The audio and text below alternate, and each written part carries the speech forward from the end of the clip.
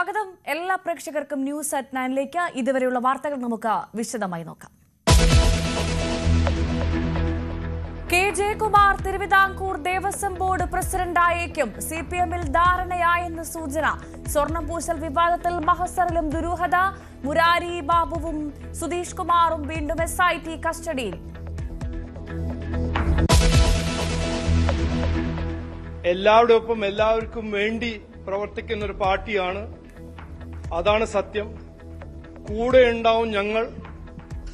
അത് ഏത് മലയാളിയാണെങ്കിലും അവരുടെ പ്രശ്നങ്ങൾ പരിഹരിക്കാൻ ഈ പാർട്ടി തയ്യാറാണെന്ന് പറയാനാണ് ഈ മുസ്ലിം ഔട്ട്റീച്ചിന്റെ പ്രോഗ്രാം ഇന്ന് തുടങ്ങുന്നത്. ക്രൈസ്തവ വോട്ടുകൾ ആകർഷിച്ചതിന് പിന്നാലെ മുസ്ലിം ഔട്ട്റീച്ച് പരീക്ഷണവുമായി BJP. തദ്ദേശ തെരഞ്ഞെടുപ്പിന് മുന്നോടിയായി മുസ്ലിം വീടുകൾ സന്ദർശിക്കും. ഒപ്പമുണ്ട് ഞങ്ങളെന്ന സന്ദേശം നൽകാനെന്ന് രാജീവ് ചന്ദ്രശേഖർ.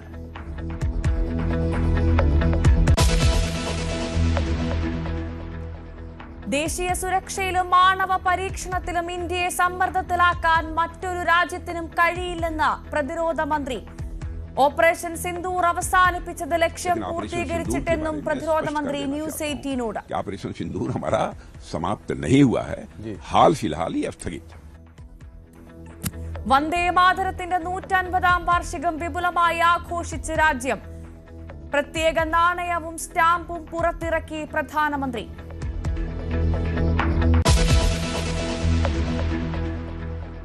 തിരുവനന്തപുരം മെഡിക്കൽ കോളേജിൽ ചികിത്സ നിഷേധിക്കപ്പെട്ടതിൽ നീതി തേടി മരിച്ച വേണുവിന്റെ കുടുംബം. ഡോക്ടറെ മാറ്റി നിർത്തി അന്വേഷിക്കണമെന്ന ആവശ്യം. ചികിത്സാ പിഴവില്ലെന്ന ആശുപത്രി അധികൃതർ. അടിയന്തര റിപ്പോർട്ട് തേടി ആരോഗ്യമന്ത്രി. മന്ത്രി രാജിവെക്കണമെന്ന് പ്രതിപക്ഷം.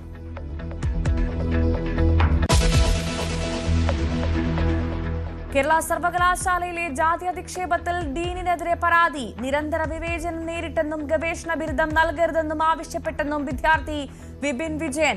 അന്വേഷണം നടത്തുമെന്ന് ഉന്നത വിദ്യാഭ്യാസ മന്ത്രി.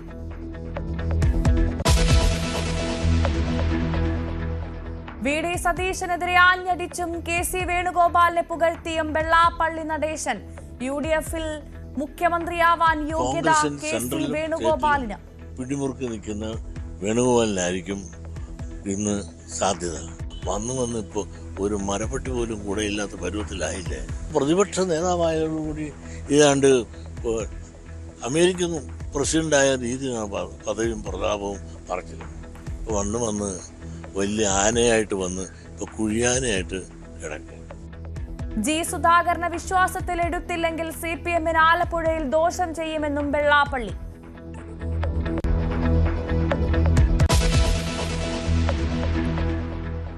പൊതു ഇടങ്ങളിൽ നിന്ന് തെരുവ് നായ്ക്കളെ അടിയന്തരമായി നീക്കണമെന്ന് സുപ്രീം കോടതി. നിരീക്ഷണത്തിനായി പെട്രോളിംഗ് സംഘത്തെ നിയോഗിക്കണം. ആശുപത്രി, സ്കൂൾ പരിസരങ്ങൾ സുരക്ഷിതമാക്കണം. വന്ധ്യംകരിച്ച ശേഷം നായ്ക്കളെ തുറന്നു വിടരുതെന്നും കോടതി.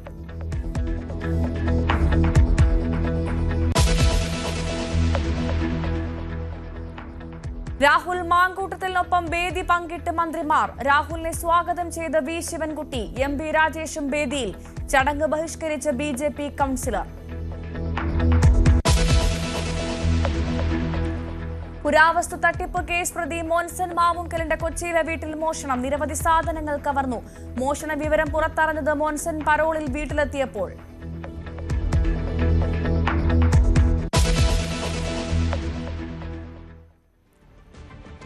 തദ്ദേശ തെരഞ്ഞെടുപ്പ് അടുത്തിരിക്കെ സംസ്ഥാനത്തെ എല്ലാ മുസ്ലിം വീടുകളിലും സന്ദർശനം നടത്താനൊരുങ്ങി BJP. വോട്ട് പിടിക്കാൻ വേണ്ടിയല്ല, മറിച്ച് ന്യൂനപക്ഷങ്ങളെ ചേർത്ത് നിർത്തുകയാണ് ലക്ഷ്യമെന്ന് സംസ്ഥാന BJP അധ്യക്ഷൻ രാജീവ് ചന്ദ്രശേഖർ വ്യക്തമാക്കി.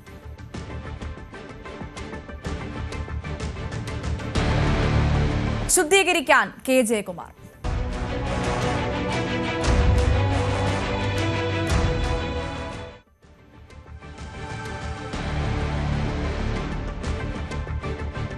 ചീഫ് സെക്രട്ടറിയും ശബരിമല സ്പെഷ്യൽ കമ്മീഷണറുമായിരുന്ന K ജയകുമാർ തിരുവിതാംകൂർ ദേവസ്വം ബോർഡ് പ്രസിഡന്റായിരിക്കും. ജയകുമാറിന്റെ നിയമനത്തിൽ CPM-ൽ ധാരണയായെന്ന് സൂചന. VV വിനോദ് നൽകും കൂടുതൽ വിവരങ്ങൾ. വിനോദ്, തദ്ദേശ തെരഞ്ഞെടുപ്പ് പടിവാതിൽക്കൽ എത്തി നിൽക്കെ ഇടത് സർക്കാരിനേറ്റ ഏറ്റവും വലിയ തിരിച്ചടിയായിരുന്നു ശബരിമല സ്വർണ്ണമോഷണം എന്നുള്ള വാർത്ത പുറത്തെത്തിയത്. ഇപ്പോൾ ഒരു ശുദ്ധീകരണം അത് അത്യാവശ്യമാണ്. സർക്കാരിന് മുഖം രക്ഷിക്കണമെങ്കിൽ ശുദ്ധീകരണത്തിന് കെ ജയകുമാർ അല്ലേ? ഭവ്യ, അങ്ങനെ തന്നെയാണ്. കാരണം വലിയ പ്രതിസന്ധിയിൽ നിൽക്കുകയാണ്. സ്വർണ്ണക്കൊള്ളയുമായി ബന്ധപ്പെട്ട് സർക്കാരും ദേവസ്വം ബോർഡും ഒക്കെ പ്രതിസന്ധിയിൽ നിൽക്കുമ്പോൾ ക്ലീൻ ഇമേജുള്ള ഒരു വ്യക്തിത്വം ദേവസ്വം ബോർഡിൻ്റെ തലപ്പത്തേക്ക് വരേണ്ടതുണ്ട്. അങ്ങനെയാണ് കെ ജയകുമാറിൻ്റെ പേര് പരിഗണിച്ചത്. ഇതിൽ തീരുമാനമായിട്ടുണ്ട്. ഒരുപക്ഷെ നാളെ ഇത് സംബന്ധിച്ച പ്രഖ്യാപനമുണ്ടായേക്കും. 17-ന് നട തുറക്കുകയാണ്. അതിനു മുൻപ് തന്നെ ഈ ദേവസ്വം ബോർഡിന് പ്രസിഡന്റിനെ നിയമിക്കേണ്ടതുണ്ട്. PS പ്രശാന്ത് തുടരുമെന്ന സൂചനകൾ ഉണ്ടായിരുന്നെങ്കിലും ഇപ്പോൾ നടക്കുന്ന വിവാദങ്ങളിൽ പ്രശാന്തിൻ്റെ ഇടപെടൽ കൂടി സംശയനിഴലിലായിട്ടുണ്ട്. ഏറ്റവും ഒടുവിൽ ഈ സ്വർണ്ണപ്പാളികൾ കൊണ്ടുപോയതുമായി ബന്ധപ്പെട്ട കാര്യങ്ങൾ പ്രശാന്തിന് അറിയാമായിരുന്നു എന്ന വിവരങ്ങൾ പുറത്തു വന്നു. അതോടുകൂടിയാണ് കഴിഞ്ഞ മണ്ഡലകാലം നല്ല രീതിയിൽ നടപ്പാക്കിയെങ്കിലും പ്രശാന്തിന് ഇപ്പോൾ അവസരം ഒഴിവാകുന്നത്. പ്രശാന്തിനെ സംബന്ധിച്ചും ഇതൊരു പ്രതിസന്ധിയുടെ ഘട്ടമാണ്. ആദ്യഘട്ടത്തിൽ പ്രശാന്തിന് ഈ ബോർഡിൻ്റെ കാലത്തല്ല ഇക്കാര്യങ്ങൾ നടന്നതെന്നൊരു വാദം ഉന്നയിക്കാൻ കഴിഞ്ഞിരുന്നു. എന്നാൽ പിന്നീട് കാര്യങ്ങൾ മാറിമറിയുകയായിരുന്നു. ഇന്നത്തെ വാർത്താ സമ്മേളനത്തിൽ MV ഗോവിന്ദൻ പറഞ്ഞത് പ്രശാന്തിൻ്റെ പ്രവർത്തനം നല്ല നിലയിലായിരുന്നു എന്ന് തന്നെയാണ്. പക്ഷേ പ്രശാന്തിനെ മാറ്റുന്നു, ബോർഡിൻ്റെ കാലാവധി കഴിയുന്നതുകൊണ്ട് മാറ്റം എന്ന് പറയുന്നെങ്കിൽ പോലും പ്രശാന്തിനെ മാറ്റുന്നത് ഇപ്പോഴത്തെ ഒരു രാഷ്ട്രീയ സാഹചര്യത്തിൻ്റെ അടിസ്ഥാനത്തിൽ തന്നെയാണ്. ശബരിമലയിൽ നടക്കുന്ന ഇപ്പോഴത്തെ സംഭവ വികാസങ്ങളുടെ അടിസ്ഥാനത്തിൽ തന്നെ എന്ന് വ്യക്തമാണ്. കെ ജയകുമാറിനെ കൊണ്ടുവരുമ്പോൾ സർക്കാർ അതിലൂടെ ലക്ഷ്യം വയ്ക്കുന്നത് ക്ലീൻ ഇമേജുള്ള ഒരു വ്യക്തിത്വം എന്നതിനപ്പുറം ശബരിമലയുമായി നീണ്ട കാലത്തെ ബന്ധമുള്ള ആളാണ്. അവിടെ സ്പെഷ്യൽ കമ്മീഷണറായിരുന്നു. മാത്രമല്ല ഹൈക്കോടതി നിയോഗിച്ച ഉന്നത പ്ലാൻ നടപ്പാക്കുന്നതുമായി ബന്ധപ്പെട്ട കാര്യങ്ങളിൽ ചുക്കാൻ പിടിക്കുന്നതും ജയകുമാറാണ്. നേരത്തെ തന്നെ നിരവധി പദ്ധതികൾ ആവിഷ്കരിച്ചിരുന്നു. ഇനിയും നടപ്പിലാക്കേണ്ട കാര്യങ്ങളുണ്ട്. ഏറ്റവും ഒടുവിൽ അയ്യപ്പ സംഗമം നടന്നപ്പോഴും അദ്ദേഹം ആ മാസ്റ്റർ പ്ലാനുമായി ബന്ധപ്പെട്ട കാര്യങ്ങൾ വിശദമായി തന്നെ വിവരിച്ചിരുന്നു.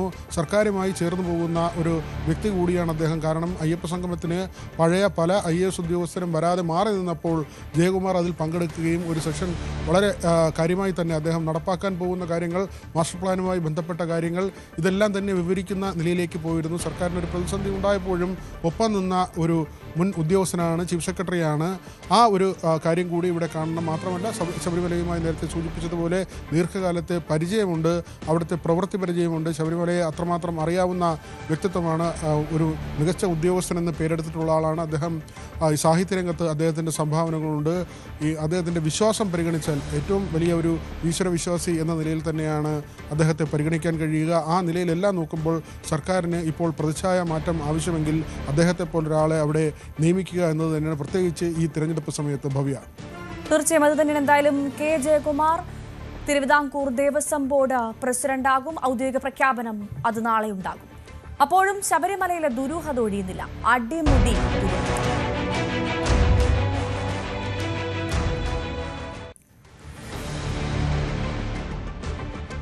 ശബരിമല ശ്രീകോവിലിലെ വാതിൽപ്പാളി സ്വർണം പൂശാൻ കൊണ്ടുപോയ സംഭവത്തിലെ മഹസറിലും അടിമുടി ദുരൂഹത. സ്വർണം പൊതിഞ്ഞ പഴയ കതകുപാളികൾ ഉണ്ണികൃഷ്ണൻ പോറ്റിക്ക് കൈമാറിയതും തിരികെ കൊണ്ടുവന്നതും തിരുവാഭരണം കമ്മീഷണറുടെ അസാന്നിധ്യത്തിലാണെന്നാണ് പ്രത്യേക അന്വേഷണ സംഘത്തിന്റെ കണ്ടെത്തൽ. ഒരു പരിശോധനയും കണക്കെടുപ്പും ഇല്ലാതെയാണ് ഉണ്ണികൃഷ്ണൻ പോറ്റിക്ക് കൈമാറിയതൊന്നും രേഖകൾ സൂചിപ്പിക്കുന്നുണ്ട്. ശശിനാരായണൻ തയ്യാറാക്കിയ റിപ്പോർട്ടിലേക്ക്.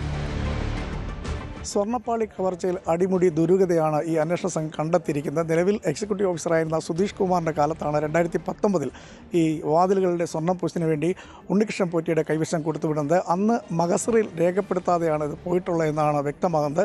അത് അന്വേഷണത്തിലും കണ്ടെത്തിയിട്ടുണ്ട്.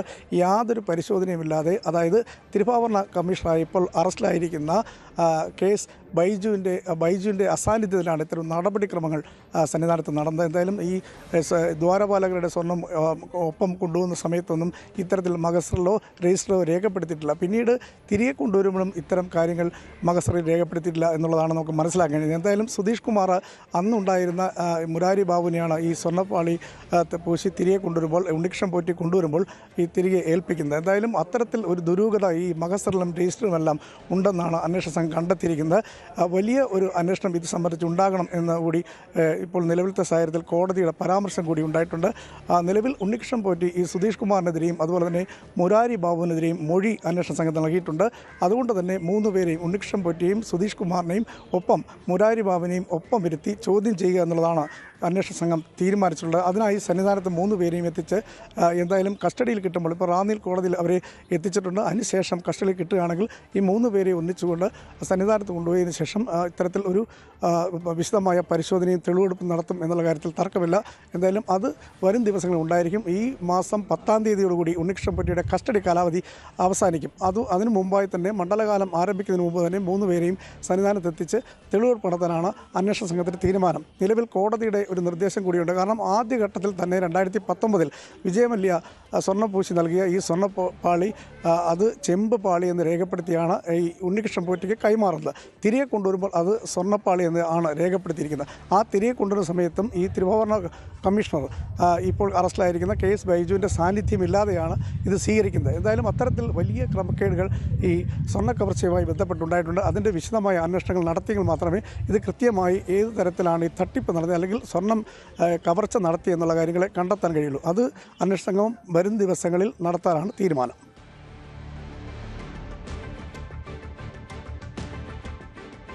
കുമാറിനെ 12-ാം തീയതി വരെയും SITയുടെ കസ്റ്റഡിയിൽ വിട്ടു.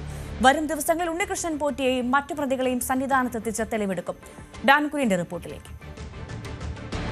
ശബരിമല സ്വർണ്ണപ്പാളി മോഷണവുമായി ബന്ധപ്പെട്ട കേസിൽ പ്രത്യേക അന്വേഷണ സംഘം നിലവിൽ അറസ്റ്റിലായിരിക്കുന്ന പ്രതികളുമായി സന്നിധാനത്തെത്തിച്ച് ഉൾപ്പെടെ തെളിവെടുപ്പ് നടത്തേണ്ട സാഹചര്യത്തിലാണ് 2 പേരെ ഇന്ന് കോടതിയിൽ അപേക്ഷ നൽകി കസ്റ്റഡിയിൽ വാങ്ങിയിരിക്കുന്നത്. അതിൽ ഉണ്ണികൃഷ്ണൻ പോറ്റിയുടെ കസ്റ്റഡി കാലാവധി വരുന്ന 10-ാം തീയതി അവസാനിക്കാനിരിക്കെയാണ് സുധീഷ് കുമാറിനെയും അതോടൊപ്പം തന്നെ മുരാരി ബാബുവിനെയും കസ്റ്റഡിയിൽ വാങ്ങിയിരിക്കുന്നത്. 10-ാം തീയതി വരെയാണ് മുരാരി ബാബുവിനെ കസ്റ്റഡിയിൽ വിട്ടു നൽകിയിരിക്കുന്നത്. സുധീഷ് കുമാറിനെ 12-ാം തീയതി വരെയും കസ്റ്റഡിയിൽ വിട്ടുകൊണ്ടാണ് കോടതിയുടെ ഉത്തരവ് വന്നിരിക്കുന്നത്. അങ്ങനെയെങ്കിൽ ഈ 10-ാം തീയതിക്ക് മുമ്പ് തന്നെ ഈ 3 പേരെയും ഒരുമിച്ചിരുത്തി വിശദമായി ചോദ്യം ചെയ്യുന്ന നടപടികൾ പൂർത്തിയാക്കിയതിനു ശേഷം പിന്നീട് തെളിവെടുപ്പിന്റെ ഭാഗമായി സന്നിധാനത്തേക്ക് എത്തിക്കാനുള്ള നീക്കം ഉണ്ടായേക്കുമെന്നാണ് സൂചന. അതിനിടെ ഇവരുടെ ഭാഗത്തുനിന്ന് ഇതിനോടകം ലഭിച്ച മൊഴികളുടെ അടിസ്ഥാനത്തിൽ N വാസുവിനെ, മുൻ ദേവസ്വം കമ്മീഷണറായിരുന്ന N വാസുവിനെ വിശദമായ ചോദ്യം ചെയ്യലിന് വേണ്ടി ഒരുപക്ഷെ വീണ്ടും വിളിച്ചു വരുത്തിയേക്കാം. അതല്ല എങ്കിൽ വാസുവിനെ കസ്റ്റഡിയിലെടുക്കുന്ന അടക്കമുള്ള തുടർ നീക്കങ്ങളിലേക്ക് പ്രത്യേക അന്വേഷണ സംഘം കടക്കാനുള്ള സാധ്യതയും തള്ളിക്കളയാനാവില്ല. ഹൈക്കോടതിയുടെ നിരീക്ഷണത്തിലാണ് കേസുമായി ബന്ധപ്പെട്ട എല്ലാ നീക്കങ്ങളും അതീവ രഹസ്യമായി പുരോഗമിച്ചുകൊണ്ടിരിക്കുന്നത്. നിർണായകമായ ഒരു ഘട്ടത്തിലേക്ക് കടക്കുന്ന പശ്ചാത്തലത്തിലാണ് 4ാമത്തെ ആളുടെ അറസ്റ്റ്, അതായത് മുൻ തിരുവാഭരണം കമ്മീഷണറായിരുന്ന KS ബൈജുവിന്റെ അറസ്റ്റ് ഇന്നലെ രേഖപ്പെടുത്തുകയും ഇന്ന് കോടതിയിൽ ഹാജരാക്കുകയും ചെയ്തത്. ബൈജുവിനെ റിമാൻഡ് ചെയ്തിരിക്കുകയാണ്. ഒരുപക്ഷെ അടുത്ത ദിവസം ബൈജുവിനെ കസ്റ്റഡിയിൽ വാങ്ങാനുള്ള നീക്കവും പ്രത്യേക അന്വേഷണ സംഘത്തിന്റെ ഭാഗത്തുനിന്ന് ഉണ്ടായേക്കാം.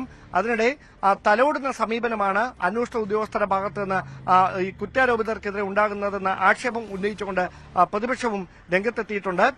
വലിയ രാഷ്ട്രീയ പ്രതിഷേധങ്ങൾ ഇതുമായി ബന്ധപ്പെട്ട് ഉണ്ടാകുന്നതിനിടയിലാണ് കേസിന്റെ അന്വേഷണം നിർണായകമായ ഒരു ഘട്ടത്തിൽ ദേവസ്വം ബോർഡിലെ കൂടുതൽ ജീവനക്കാരിലേക്ക് എത്തുന്നത് എന്നതാണ് എടുത്തു പറയേണ്ട കാര്യം.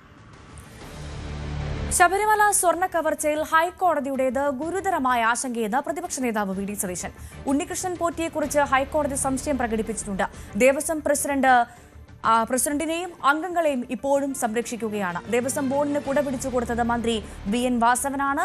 വാസവനെ ചവിട്ടി പുറത്താക്കണം. ശബരിമലയിൽ ഇപ്പോഴുള്ള എല്ലാ വസ്തുക്കളും പരിശോധിക്കണം. ഡ്യൂപ്ലിക്കേറ്റ് ആണോ വെച്ചതെന്ന് പരിശോധിക്കണമെന്നും പ്രതിപക്ഷ നേതാവ്. ശബരിമലയിൽ നടന്ന ഈ കൊള്ള മുഴുവൻ തിരിച്ചറിഞ്ഞിട്ടും ആ കൊള്ളയ്ക്ക് നേതൃത്വം കൊടുത്ത അതിന് ഇടനിലക്കാരനായി നിന്ന ഉണ്ണികൃഷ്ണൻ പോറ്റിയെ തന്നെ വീണ്ടും ഇതെല്ലാം ഏൽപ്പിക്കാൻ തീരുമാനിച്ചത് ഗുരുതരമായ കുറ്റകൃത്യമാണ് എന്ന് കോടതി പറയാ. ആ കുറ്റകൃത്യം ചെയ്ത ആരാ? ഇപ്പോഴത്തെ ദേവസ്വം ബോർഡ് പ്രസിഡന്റും അംഗങ്ങളും. അതിന് കൊടപിടിച്ചു കൊടുത്ത ആരാ? ഇപ്പോഴത്തെ ദേവസ്വം മന്ത്രി വാസവൻ. അപ്പൊ പ്രതിപക്ഷം ആവശ്യപ്പെട്ടത് എന്താ? ഇപ്പോഴത്തെ ദേവസ്വം മന്ത്രി രാജിവെക്കണം. തിരുവിതാംകൂർ ദേവസ്വം ബോർഡ് പ്രസിഡന്റും അംഗങ്ങളും ഉൾപ്പെടെയുള്ള ആളുകൾ ചവിട്ടി പുറത്താക്കണം. ശബരിമല സ്വർണ്ണക്കൊള്ളയിൽ വലിയ മീനുകളെ സംരക്ഷിക്കാൻ ശ്രമമെന്ന് രമേശ് ചെന്നിത്തല. യഥാർത്ഥ പ്രതികളെ സംരക്ഷിക്കുന്നു. ദേവസ്വം ബോർഡ് പ്രസിഡന്റുമാർ മറുപടി പറയണം. ഇപ്പോഴത്തെ ബോർഡ് കള്ളക്കളിക്ക് കൂട്ടുനിന്നു. അവരെന്തുകൊണ്ട് ചോദ്യം ചെയ്യുന്നില്ലെന്നും ചെന്നിത്തല. യഥാർത്ഥ കൊള്ളക്കാരെ സംരക്ഷിക്കുകയാണ് ഇവിടെ നടക്കുന്നത്. ബോർഡിന്റെ അനുവാദമില്ലാതെ ശബരിമലയിൽ ഒന്നും ചെയ്യാൻ കഴിയില്ല. അപ്പൊ ബോർഡ് പ്രസിഡന്റ്, അംഗങ്ങള് തുടങ്ങിയവർക്കെല്ലാം ഇതിനകത്ത് പങ്കുണ്ട്. അപ്പോൾ വലിയ മീനുകളെ സംരക്ഷിക്കാനും പരൽ മീനുകളെ പിടിക്കാനുമുള്ള നടപടി അംഗീകരിക്കാൻ കഴിയില്ല. ഞങ്ങളിത് ആദ്യം മുതൽ പറഞ്ഞതാണ്. 3 ദേവസ്വം ബോർഡുകൾക്ക് ഇതിനകത്ത് ഉത്തരവാദിത്തമുണ്ട്. ആ 3 മന്ത്രിമാർക്ക് ഉത്തരവാദിത്തമുണ്ട്. കോടിക്കണക്കിന് രൂപയുടെ സ്വർണ്ണ വസ്തുക്കൾ അടിച്ചു മാറ്റിയത് അന്തർദേശീയ സ്വർണ്ണ കള്ളക്കടത്ത് സംഘവുമായി ബന്ധമുണ്ടെന്ന് വരെ ബഹുമാനപ്പെട്ട ഹൈക്കോടതി പറഞ്ഞിരിക്കുകയാണ്. അതുകൊണ്ടാണ് ഞങ്ങൾ CBI അന്വേഷണം ആവശ്യപ്പെട്ടത്. യഥാർത്ഥ കുറ്റവാളികളെ കണ്ടുപിടിക്കണം. ഇതിനകത്തുണ്ടായിരുന്ന ദേവസ്വം ബോർഡ് പ്രസിഡന്റുമാർ മറുപടി പറയണം, ദേവസ്വം ബോർഡ് അംഗങ്ങൾ മറുപടി പറയണം. കോടതി വിലക്കുണ്ടായിട്ട് പോലും ഇവിടുന്ന് സ്വർണം അടിച്ചുകൊണ്ട് പോയി. അപ്പോൾ ഈ സ്വർണം മുഴുവൻ അടിച്ചുകൊണ്ട് പോയ നടപടികൾക്കെല്ലാം നേതൃത്വം കൊടുത്തത് ദേവസ്വം ബോർഡിന്റെ പ്രസിഡന്റും അംഗങ്ങളുമാണ്. അവരെന്താ ചോദ്യം ചെയ്യാത്തത്? അവരെന്താ സംരക്ഷിക്കുന്നത്? അപ്പോൾ ഈ കള്ളക്കളി അവസാനിപ്പിക്കണം. ഒന്നോ രണ്ടോ ഉദ്യോഗസ്ഥന്മാരെ മാത്രം പിടിച്ചതുകൊണ്ട് കാര്യമാകുന്നില്ല. യഥാർത്ഥ പ്രതികൾ ബോർഡ് പ്രസിഡന്റുമാരും അംഗങ്ങളുമാണ്. അവരെ പറ്റിയാണ് അന്വേഷിക്കേണ്ടത്. ശബരിമല കാനനപാത നേരത്തെ തുറക്കണമെന്ന ആവശ്യം തള്ളി ഹൈക്കോടതി. 17 ദർശനത്തിന് ബുക്ക് ചെയ്ത ഭക്തന് 2 ദിവസം മുൻപ് 15 തന്നെ പാത തുറന്നു നൽകാനാവില്ല. സംരക്ഷിത വനമേഖലയെന്നതും കാലാവസ്ഥ ഉൾപ്പെടെയുള്ള കാര്യങ്ങളും പരിഗണിച്ച് മാത്രമേ കാനനപാതയിലൂടെയുള്ള യാത്ര അംഗീകരിക്കാനാവൂ. മാത്യു കുഴൽനാടനെ പോലെയുള്ള അഭിഭാഷകർ എല്ലാ വശങ്ങളും പഠിച്ച ശേഷമാണ് ഇത്തരം ഹർജിയുമായി വരുന്നതെന്നാണ് പ്രതീക്ഷയെന്നും ഹൈക്കോടതി. 17 മാത്രമേ കാനനപാത തുറക്കാനാവൂ എന്നാണ് തിരുവിതാംകൂർ ദേവസ്വം ബോർഡ് ഹൈക്കോടതിയെ അറിയിച്ചത്.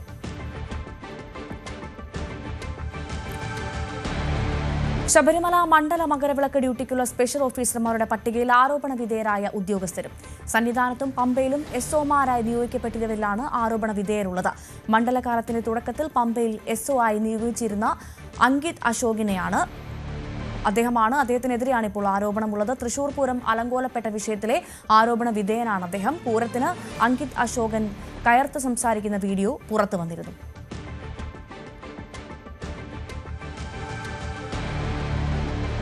മുസ്ലിം വോട്ട് പിടിക്കാൻ BJP.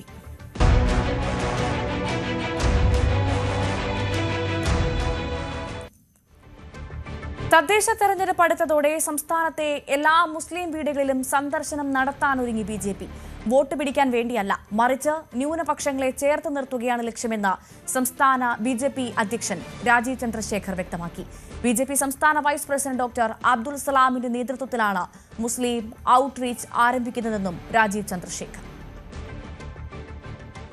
എല്ലാവരുടെ ഒപ്പം എല്ലാവർക്കും വേണ്ടി പ്രവർത്തിക്കുന്ന ഒരു പാർട്ടിയാണ്. അതാണ് സത്യം. കൂടെ ഉണ്ടാവും ഞങ്ങൾ.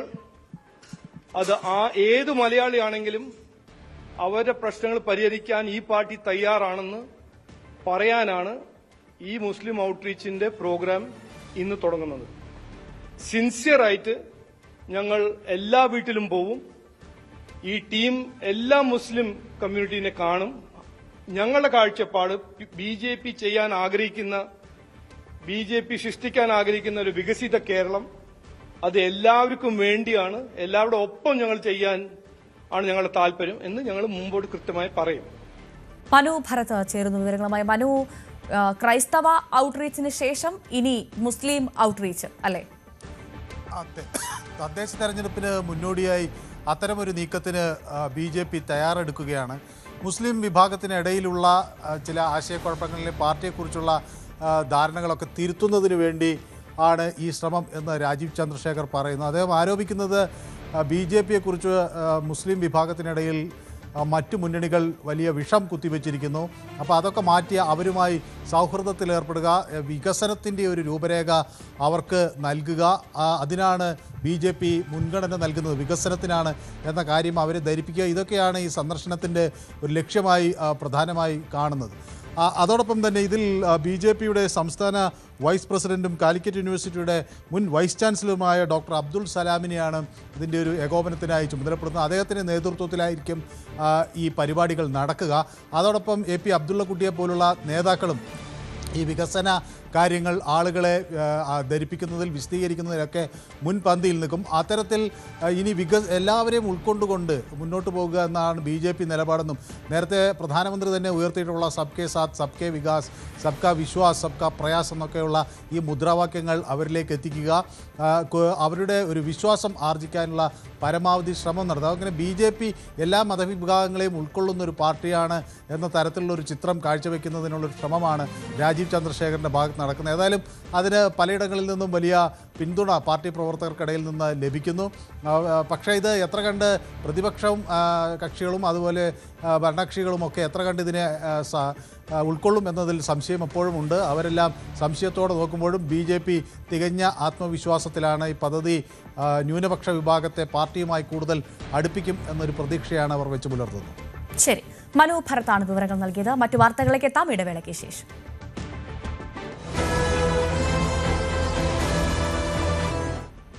നമുക്കൊക്കെയുള്ളൊരു സംശയമാണ് സംസ്ഥാനത്തിന്റെ ആരോഗ്യരംഗം അത് കുത്തനെ താഴോട്ടാണോ എന്ന്. എന്തായാലും സിസ്റ്റം തകരാറിലാണ്.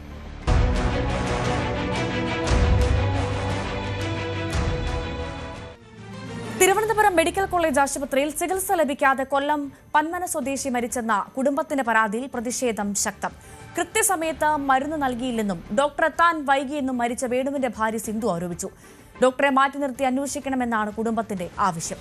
എന്നാൽ പ്രോട്ടോകോൾ അനുസരിച്ച് നൽകാവുന്ന എല്ലാ ചികിത്സയും നൽകിയെന്നാണ് മെഡിക്കൽ കോളേജ് ഡോക്ടർമാർ ആവർത്തിക്കുന്നത്. ആരോഗ്യമന്ത്രിക്കെതിരെയുള്ള വിമർശനം പ്രതിപക്ഷ നേതാവ് ഇന്നും ആവർത്തിച്ചു. മന്ത്രിക്കെതിരെ KPCC അധ്യക്ഷനും രംഗത്തെത്തി. തിരുവനന്തപുരം മെഡിക്കൽ കോളേജിൽ ചികിത്സയിലിരിക്കെ ബുധനാഴ്ചയാണ് വേണു മരണത്തിന് കീഴടങ്ങിയത്. കൊല്ലം പന്മന സ്വദേശിയാണ്, ഓട്ടോ ഡ്രൈവറാണ്. നെഞ്ചുവേദനയെ തുടർന്നായിരുന്നു വേണു ചികിത്സ തേടി എത്തിയത്. അടിയന്തരമായി ആൻജിയോഗ്രാം ചെയ്യണമെന്നുള്ള ഒരു നിർദ്ദേശത്തെ തുടർന്നായിരുന്നു ചികിത്സ തേടിയത്. പക്ഷേ വേണുവിന് 5 ദിവസമായിട്ടും ചികിത്സ ലഭ്യമായില്ല എന്നുള്ള വലിയൊരു ആരോപണമാണ് കുടുംബത്തിൻ്റെ ഭാഗത്തു നിന്നും ഉയർന്നു വന്നിരുന്നത്. ഇത് ശരിവെക്കുന്ന വിധത്തിൽ വേണുവിൻ്റെ ശബ്ദ സന്ദേശങ്ങളും പുറത്തു വന്നിരുന്നു. വേണു തൻ്റെ സുഹൃത്തിന് അയച്ച ശബ്ദ സന്ദേശത്തിൽ ഗുരുതരമായിട്ടുള്ള ആരോപണങ്ങളായിരുന്നു ഉന്നയിച്ചിരുന്നത്. ഒരു നായയെ നോക്കുന്ന കണ്ണുകൊണ്ട് പോലും തന്നെ നോക്കുന്നില്ല, തന്നെ ചികിത്സിക്കുന്നില്ല എന്നുള്ള ആ ഗുരുതരമായിട്ടുള്ള ആരോപണങ്ങളാണ് വേണു ഉന്നയിച്ചത്. ഇതിൻ്റെയെല്ലാം കൃത്യമായുള്ള ശബ്ദ സന്ദേശമാണ് ഇപ്പോൾ കുടുംബം മുന്നോട്ട് വെക്കുന്നത്. ഇതെല്ലാം വലിയ തെളിവായി തന്നെ മാറുന്നു. വേണുവിൻ്റെ മരണമൊഴിയായി തന്നെ ഈ ശബ്ദ സന്ദേശം കണക്കിലെടുക്കണം എന്ന് ആവശ്യപ്പെട്ടുകൊണ്ടാണ് ഇപ്പോൾ പരാതി നൽകിയിരിക്കുന്നത്. മുഖ്യമന്ത്രിക്കും ആരോഗ്യമന്ത്രിക്കും കുടുംബം പരാതി നൽകിയിരുന്നു. ഇതുമായി ബന്ധപ്പെട്ട് ആരോഗ്യമന്ത്രി ഉടൻ തന്നെ റിപ്പോർട്ട് സമർപ്പിക്കാൻ നിർദ്ദേശം നൽകുകയും ചെയ്തിട്ടുണ്ട്. കുടുംബത്തിൻ്റെ ആരോപണങ്ങളെല്ലാം തന്നെ നിഷേധിക്കുന്ന തരത്തിലായിരുന്നു ആശുപത്രി അധികൃതരുടെ ഒരു വിശദീകരണം ഉണ്ടായത്. പ്രൈമറി ആൻജിയോപ്ലാസ്റ്റി ചെയ്യുന്നത് നെഞ്ചുവേദന തുടങ്ങിക്കഴിഞ്ഞ് 24 മണിക്കൂറിനകം വരികയാണെങ്കിലാണ് പ്രൈമറി ആൻജിയോപ്ലാസ്റ്റി ചെയ്യുന്നത്. ഈ രോഗി അൺഫോർച്ചുനേറ്റ്ലി വന്നത് 24 മണിക്കൂറിന് ശേഷമാണ്. അതുകൊണ്ട് ഈ 2 ട്രീറ്റ്മെന്റ് രീതികളും ഇദ്ദേഹത്തിന് സൂട്ടബിൾ അല്ല എന്ന് കൺസൾട്ടന്റ് തീരുമാനിച്ചു. ബാക്കി മരുന്നുകൾ കൊടുക്കാൻ ഹെപ്പാരിൻ, ആസ്പിരിൻ, ക്ലോപ്പഡോഗൾ, അറ്റോവാസ്റ്റാറ്റിൻ, മെറ്റപ്രോൾ, എനലാപ്രിൽ ഈ മരുന്നുകൾ കൊടുക്കാൻ തീരുമാനിച്ചു. ആ ഡ്രഗ് സ്റ്റാർട്ട് ചെയ്യുകയും ചെയ്തു. പേഷ്യന്റിനെ ഉടനെ അഡ്മിറ്റ് ചെയ്യുകയും ചെയ്തു. പേഷ്യന്റിനെ കാർഡിയോളജി വിഭാഗത്തിലോട്ട് മാറ്റി.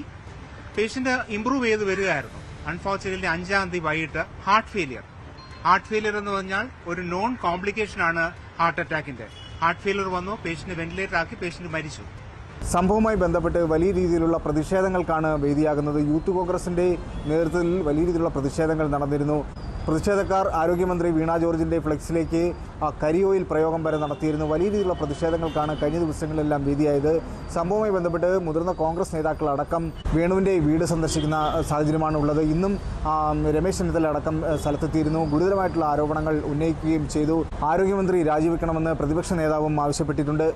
ഒക്ടോബർ 31-നാണ് കടുത്ത നെഞ്ചുവേദനയെ തുടർന്ന് വേണു ജില്ലാ ആശുപത്രിയിൽ ചികിത്സ തേടിയത്. അടിയന്തരമായി തുടർ ചികിത്സയ്ക്കായിട്ട് അവിടെ നിന്ന് തിരുവനന്തപുരം മെഡിക്കൽ കോളേജിലേക്ക് റഫർ ചെയ്യുകയായിരുന്നു. ആൻജിയോഗ്രാം അടക്കം നടത്തണം എന്നായിരുന്നു ഡോക്ടർമാരുടെ നിർദ്ദേശം. അതുകൊണ്ടാണ് മിനിറ്റുകൾ പോലും വൈകാതെ പെട്ടെന്ന് തന്നെ ആംബുലൻസിൽ അടിയന്തര ശുശ്രൂഷയ്ക്കായിട്ട് തിരുവനന്തപുരം മെഡിക്കൽ കോളേജിലേക്ക് എത്തിച്ചത്. ചികിത്സ ലഭ്യമാകാത്തതിനെ തുടർന്നാണ് വേണു ഡോക്ടറെ സമീപിക്കുകയും തനിക്ക് ആൻജിയോഗ്രാം ചെയ്യണമെന്ന് ആവശ്യപ്പെടുകയും ചെയ്തു. പക്ഷേ അതൊന്നും ഡോക്ടർമാർ ചെവിക്കൊണ്ടില്ല എന്നാണ് വേണു ആരോപിച്ചിരുന്നത്. സംഭവവുമായി ബന്ധപ്പെട്ടും രാഷ്ട്രീയ സാഹചര്യം കണക്കിലെടുത്തും പ്രതിപക്ഷം ഇത് വലിയൊരു ആയുധമാക്കി തന്നെ മാറ്റിയിരിക്കുകയാണ്. വിനീഷ്, ന്യൂസ് 18 കൊട്ടാരക്കര.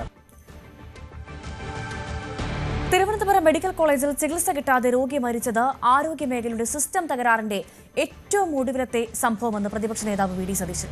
ആശുപത്രിയിൽ പൂർണ്ണ അവഗണനയാണ്. ഈ സർക്കാരിന്റെ കാലത്ത് ആരോഗ്യമേഖല തകർന്ന് തരിപ്പണമായി. ആരോഗ്യമന്ത്രി സ്വയം രാജിവെച്ച് ഇറങ്ങിപ്പോകണമെന്നും പ്രതിപക്ഷ നേതാവ്. അവർക്ക് അവർ ചെയ്ത തെറ്റിനെ ഡിഫെൻഡ് ചെയ്തല്ലേ പറ്റുള്ളൂ. അവർ തെറ്റാണ് ചെയ്തതെന്ന് വളരെ കൃത്യമല്ലേ. തിരിഞ്ഞു നോക്കിയിട്ടില്ല, ആ പ്രദേശത്തേക്ക് അന്വേഷിച്ചിട്ടില്ല.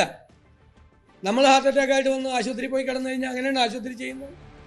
ഒരു സ്വകാര്യ ആശുപത്രിയാണെങ്കിൽ അങ്ങനെ ചെയ്യുമോ? ആളുകൾ പണമില്ലാത്തതുകൊണ്ടല്ലേ ഈ മെഡിക്കൽ കോളേജിലേക്ക് വരുന്നത്. നല്ല ചികിത്സ കിട്ടും, നല്ല ഡോക്ടർമാർ ഉണ്ടെന്ന് കരുതി ആൾ നിലത്ത് കിടക്കുവാണ്. ഹാർട്ട് അറ്റാക്ക് ആയിട്ട് വന്ന ആള് ഇനി കിടക്ക ഒഴിവില്ല. ഓക്കെ, ചികിത്സിക്കണ്ടേ, അന്വേഷിക്കണ്ടേ ഇയാളുടെ സ്ഥിതി എന്താണ്? ഒരു ചികിത്സയും ചെയ്യില്ലേ? നമ്മുടെ ഒന്നും അറിവ് അതല്ലല്ലോ. ഹാർട്ട് അറ്റാക്ക് വന്ന് 24 മണിക്കൂർ കഴിഞ്ഞ ഒരാളെ ഒരു ചികിത്സയും ചെയ്യില്ലേ? പരിശോധിക്കില്ലേ? അതൊക്കെ തെറ്റായ കാര്യങ്ങളാണ്. കേരള സർവകലാശാലയിലെ ജാതി അധിക്ഷേപത്തിൽ ഡീനിനെതിരെ പോലീസിൽ പരാതി. ഗവേഷക വിദ്യാർത്ഥി വിപിൻ വിജയനാണ് കഴക്കൂട്ടം എസ് പിക്ക് പരാതി നൽകിയത്. നിരന്തര വിവേചനം നേരിടുമെന്നും ഗവേഷണ ബിരുദം നൽകരുതെന്ന് ആവശ്യപ്പെട്ടത് തന്റെ സമുദായത്തോടുള്ള സ്പർദ്ധ മൂലമാണെന്നുമാണ് പരാതിയിൽ പറയുന്നത്. അതേസമയം അധ്യാപികയുടെ ജാതി അധിക്ഷേപം അപലപനീയമെന്ന് മന്ത്രി ആർ ബിന്ദു പ്രതികരിച്ചു. കേരള സർവകലാശാലയിലെ ഗവേഷക വിദ്യാർത്ഥി വിപിൻ വിജയൻ ദിവസങ്ങൾക്ക് മുൻപാണ് തനിക്ക് നേരിട്ട ജാതി അധിക്ഷേപത്തെപ്പറ്റി ഒരു ഫേസ്ബുക്ക് പോസ്റ്റ് പങ്കുവച്ചത്. ഇപ്പോൾ വിഷയത്തിൽ വിപിൻ വിജയൻ പോലീസിൽ പരാതിയും നൽകിയിട്ടുണ്ട്. കേരള യൂണിവേഴ്സിറ്റിയിലുള്ള ഭാഷാ വിഭാഗം ഡീനായിട്ടുള്ള ഡോക്ടർ വിജയകുമാരിക്കെതിരെയാണ് ഇത്തരത്തിൽ പ്രസ്തുത പരാതി നൽകിയിട്ടുള്ളത്. കഴക്കൂട്ടം ACPക്കാണ് ഇപ്പോൾ നിലവിൽ വിപിൻ വിജയൻ പരാതി സമർപ്പിച്ചത്. അതായത് ഈ പരാതിയിൽ പറയുന്നത് തനിക്ക് സമാനതകളില്ലാത്ത ജാതി അധിക്ഷേപമാണ് നേരിടേണ്ടി വന്നത്. നിരന്തരം ഇത്തരത്തിൽ തൻ്റെ ജാതിയുടെ പേരിൽ അധിക്ഷേപിക്കുകയുണ്ടായിരുന്നു. അതുപോലെ തൻ്റെ സമുദായത്തോട് സ്പർദ്ധ കാരണമാണ് ഈ അധ്യാപിക തനിക്ക് ഈ ബിരുദം തനിക്ക് ഈ PhD അനുവദിക്കരുത് എന്നുള്ള പേരിൽ കത്ത് നൽകിയത് എന്നും ഈ ആരോപണത്തിൽ ഈ പരാതിയിൽ പറയുന്നുണ്ട്. വിഷയത്തിൽ ഇപ്പോൾ മന്ത്രി ഉന്നത വിദ്യാഭ്യാസ മന്ത്രി ആർ ബിന്ദുവും പ്രതികരണവുമായി രംഗത്തെത്തിയിട്ടുണ്ട്. ആർ ബിന്ദു വിഷയത്തെ അപലപിച്ചുകൊണ്ടാണ് രംഗത്തെത്തിയത്. അതായത് അധ്യാപകരുടെ ഭാഗത്തു നിന്ന് ഒരിക്കലും ഉണ്ടാകാൻ പാടില്ലാത്ത കാര്യമാണ് ഉണ്ടായത്. പഠിക്കാൻ ആഗ്രഹമുള്ള വിദ്യാർത്ഥികൾക്ക് അതിനുള്ള എല്ലാ സൗകര്യവും യൂണിവേഴ്സിറ്റിയുടെ ഭാഗത്തുനിന്നുണ്ടാകണം. യൂണിവേഴ്സിറ്റി ചട്ടങ്ങൾക്ക് വിരുദ്ധമായിട്ടുള്ള കാര്യമാണ് ഇവിടെ നടന്നത്. മാന്യതയും പക്വതയും അതുപോലെ തന്നെ അന്തസ്സും അധ്യാപകർ പാലിക്കണം. വിഷയത്തിൽ സർക്കാർ തലത്തിൽ അന്വേഷണം ഉണ്ടാകുമെന്ന് പറഞ്ഞിട്ടുണ്ട്. വിഷയത്തിൽ ഈ വിപിൻ വിജയൻ എന്ന് പറയുന്ന വിദ്യാർത്ഥിക്ക് പൂർണ്ണ പിന്തുണയും മന്ത്രി ആർ ബിന്ദു നൽകുന്നുണ്ട്.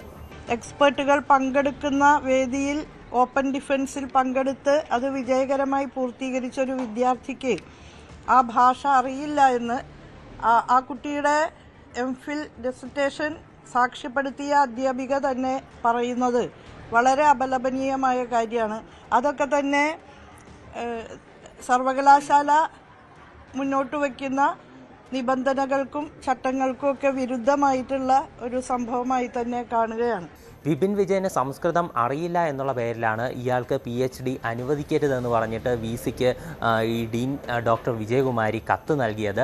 ഈ വിഷയത്തിൽ തനിക്ക് നേരിട്ട ജാതി അധിക്ഷേപത്തെപ്പറ്റി വളരെ വിശദമായിട്ടുള്ളൊരു ഫേസ്ബുക്ക് പോസ്റ്റാണ് ദിവസങ്ങൾക്ക് മുൻപ് വിപിൻ വിജയൻ പങ്കുവച്ചത്. താൻ പഠിച്ച ബിരുദങ്ങളെല്ലാം ഒന്നുമല്ലാതായി മാറിയ ഒരു അനുഭവമാണ് തനിക്കുണ്ടായത്. ഇത് തൻ്റെ മനസ്സിൽ മായാതെ കിടക്കുന്ന ഒരു മുറിവായി അനുഭവപ്പെട്ടുവെന്നും വിപിൻ വിജയൻ ഫേസ്ബുക്കിൽ കുറിക്കുന്നുണ്ട്. അതുപോലെ തന്നെ ഇതിൽ ശ്രദ്ധിക്കേണ്ട ഒരു കാര്യം എന്താണെന്ന് പറഞ്ഞാൽ വിപിൻ വിജയന് MA അതുപോലെ തന്നെ B.Ed, M.Ed, MPhil തുടങ്ങിയ ബിരുദങ്ങളെല്ലാം സംസ്കൃതത്തിൽ തന്നെ ഉള്ളതാണ്. ഈ വിപിൻ വിജയൻ്റെ സംസ്കൃതത്തിലുള്ള MPhilലുള്ള പ്രബന്ധത്തിന് അംഗീകാരം നൽകിയത് ഇതേ ഡോക്ടർ വിജയകുമാരിയാണ് എന്നതും ശ്രദ്ധേയമാണ്.